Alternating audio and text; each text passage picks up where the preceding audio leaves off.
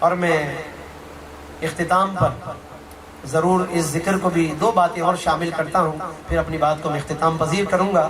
ایک بات تو یہ کہ حجاج کرام تمام ارکان ادا کرنے کے بعد آپ سب جانتے ہیں کہ پھر حاجی سبحان اللہ مدینہ شریف کی طرف روانہ ہو جاتے ہیں۔ مدینہ منورہ کی روانگی ہوتی ہے۔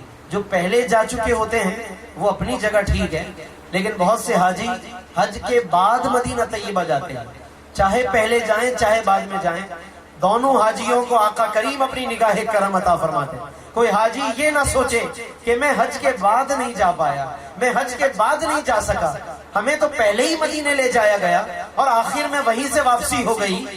آقا تو سب کو اور سب کے دلوں کو جانتے ہیں نا، لہٰذا جو غلام پہلے چلا جائے گویا آقا نے پھر پورے سفر کے اوپر مہر لگا دی۔ جو حاجی پہلے مدینے چلا گیا آقا نے گویا خود اسے جانے کی اجازت حج میں عطا فرمائی، اور جو بعد میں گیا تو گویا وہ پورا حج لے کر حضور کی بارگاہ میں گیا، اور اب جب پہنچا تو آقا نے اس پہ قبولیت کی مہر عطا فرمائی۔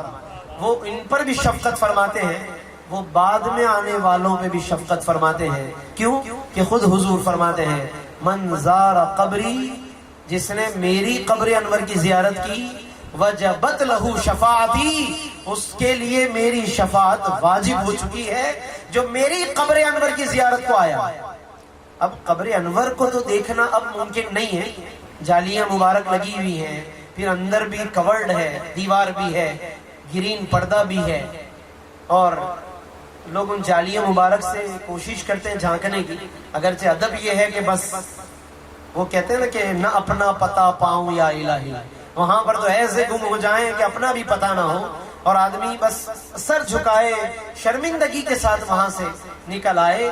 تو لوگ جاتے ہیں، حاضر ہوتے ہیں، قبر کو تو نہیں دیکھ پاتے نا، قبر انور کو۔ تو علماء نے فرمایا کہ یہ جو فرمایا نا من زار قبری، جو میری قبر انور کی زیارت کو آیا، تو مراد یہی ہے کہ جو میرے پاس آ گیا، بس جو میرے پاس آ گیا، جہاں تک وہ آ سکا میرے پاس آ گیا، اللہ رب العالمین کی طرف سے عنایت سے میری شفاعت اس کے لیے واجب ہو چکی ہے۔ اور بس آخر میں مدینہ شریف کی بس زیارت کی بات آ گئی، اور اس کے ساتھ ساتھ میں اختتام پر چند اشعار بس پیش کر کے، یہ اشعار مجھے خاص طور پر اس وقت یہ سنے اور پڑھے جاتے ہیں کہ جب لوگ حرم سے واپس آ جاتے ہیں، اور یا جس کو گئے ہوئے عرصہ ہو گیا ہو اور حرم کو یاد کرتا رہتا ہو۔ آج بھی کچھ ایسا ہی معاملہ ہے جناب، لوگ مزدلفہ میں ہیں اور ہم یہاں بیٹھے ہیں، لوگ عرفات میں ہم یہاں بیٹھے ہیں، اور ان کی یاد میں گویا کہ ہمیں بھی اپنی اپنی کیفیتیں یاد آتی ہیں۔ تو مجھے وہ کلام یاد آتا ہے، بس اسی کے چند اشعار پڑھ کر اپنی بات کو میں مکمل کر رہا ہوں۔ بلکہ اس سے پہلے ایک اور بات عرض کر دوں کہ دوستو یہ بات بھی یاد رکھیے گا کہ یہ راتیں بڑی بابرکت ہیں، یہ راتیں بڑی بابرکت ہیں۔ گزشتہ سال تو میں نے پوری تقریر ہی اسی موضوع پر کی تھی، جو بات میں اب بیان کر رہا ہوں، پچھلے سال ساری تقریر اسی پہ کی تھی میں نے، لہذا آپ لوگ پچھلے ریکارڈ کو سن لیجئے گا، تاکہ میں اس کی تفصیل میں ابھی جانے کا وقت نہیں ہے۔ وہ گفتگو یہ تھی کہ یہ ذی الحجہ کی 10 راتوں کی کیا اہمیت ہے، اس کا کیا مقام ہے۔ اور مجھے یاد ہے میں نے قرآن کی ایک آیت پڑھی تھی اسی محفل کے اندر، جو پچھلے سال ہمارے سہیل بھائی نے کی تھی، اور بارش ہو رہی تھی اور اندر محفل لگائی تھی، ماشاءاللہ بارش ہو رہی تھی اس وقت، وہ محفل اندر سجائی گئی تھی، چند احباب تشریف لا سکے تھے، بارش کا پورے شہر میں ایک عجیب سما تھا۔ میں نے آیت پڑھی تھی قرآن کی، اللہ نے فرمایا وَلَيَالٍ عَشْرٍ، اللہ فرماتا ہے 10 راتوں کی قسم، 10 راتوں کی قسم۔ آج ان میں سے 8ویں رات ہے یہ، اور گزر گئی، بلکہ 9ویں رات اب لگ گئی، کل 9 ذی الحجہ ہے۔ تو ان راتوں کا کیا مقام ہے؟ ان راتوں میں یاد رکھیے گا کہ عبادت کا بھی بڑا مقام ہے، روزہ رکھنے کا بھی بڑا مقام ہے۔ اور اب ہمارے پاس روزہ رکھنے کے لیے کل کا ایک دن رہ گیا ہے، کیونکہ 10ویں دن پھر بقرعید ہو جائے گی، بقرعید کو روزہ منع ہے، لہذا کل کا ایک دن باقی ہے۔ جنہوں نے اب تک کوئی روزہ نہیں رکھا وہ اگر کوشش کر لیں کل کا ایک روزہ رکھ لیں، بڑا دن ہے، 9 ذی الحجہ کا دن ہے، بڑی فضیلت ہے اس کی۔ حدیث میں فرمایا کہ یہ روزہ 1 سال پہلے اور 1 سال بعد کے گناہوں یعنی صغیرہ گناہوں کی معافی کا ذریعہ بن جاتا ہے۔ تو اگر نہیں رکھا روزہ، اب تک بھی نہیں رکھا، تو کوشش کریں کہ کل کا روزہ رکھ لیں۔ اور ان راتوں میں قیام کا بھی بڑا مقام ہے، عبادت کا بڑا مقام ہے۔ میں ایک جملہ کہوں گا، اسی سے اندازہ کر لیجئے گا کہ روایت میں اور حدیث میں آتا ہے کہ ان راتوں کا، یہ جو فرمایا 10 راتوں کی قسم، جس میں جب 2 ہی راتیں رہ گئی، ایک آج کی رات اور ایک کل کی رات ہے، فرمایا ان راتوں میں قیام کرنا، عبادت کرنا اللہ کے نزدیک شب قدر کے قیام کے برابر شمار کیا جاتا ہے۔ آپ دیکھیں نا، شب قدر کو تو ہم واپس نہیں لا سکتے، وہ تو رمضان کے مہینے میں گزر گئی۔ اب اگر کوئی اس رات کا ثواب لینا چاہتا ہے تو رب نے ذی الحجہ کی راتیں امت کو عطا فرما دی، اپنے محبوب کے غلاموں کو عطا فرما دی۔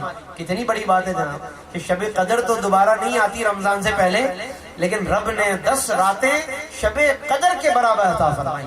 کوشش کریں کہ ان راتوں کی قدر کر لیں، اور اس پر ہی میں نے پوری گفتگو کی تھی پچھلے سال، اس کو بھی آپ لوگ سن لیجئے گا دوبارہ۔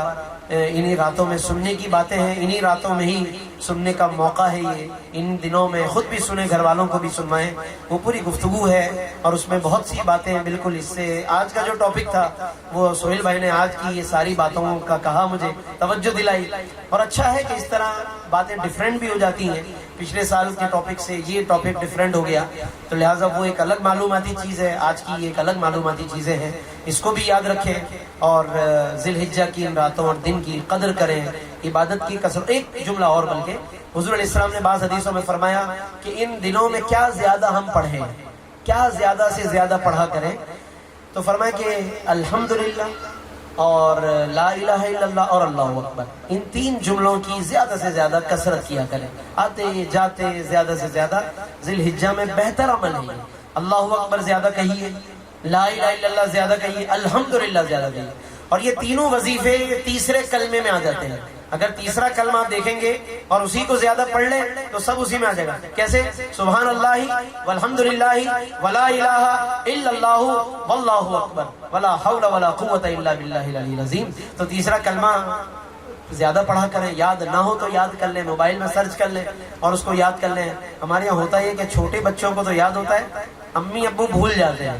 اچھا، امی ابو کو بھی شروع میں یاد تھا جب تک چھوٹے تھے، تو یہ مدرسوں میں ادھر ادھر کلمے یاد کروائے جاتے ہیں، تو چھوٹی عمر میں بچوں کو یاد ہو جاتے ہیں، پھر جیسے جیسے بڑے ہوتے ہیں، مصروفیات ہوتی ہیں، تو یہ سب چیزیں ذہن سے نکل جاتی ہیں۔ بہرحال یہ تیسرے کلمے کو دوبارہ یاد کر لیں تاکہ اس حدیث پر عمل کرنے کا موقع مل جائے۔ بس آخر میں یہ اشعار میں عرض کروں گا، سبیر رحمانی صاحب کا ہی کلام ہے، یہ حرم سے واپسی پر پڑھا جاتا ہے، جس کو یعنی واپس آنے کے بعد کافی عرصہ گزر جائے تو پھر حرم جب یاد آتا ہے، ہم میں سے بھی گئے ہوئے نہ جانے کس کس کو کتنا عرصہ ہو گیا، کچھ ایسے بھی ہوں گے جو کبھی نہیں جا سکے ہوں گے، تو بہرحال یاد کے لیے بڑے اچھے اشعار ہیں۔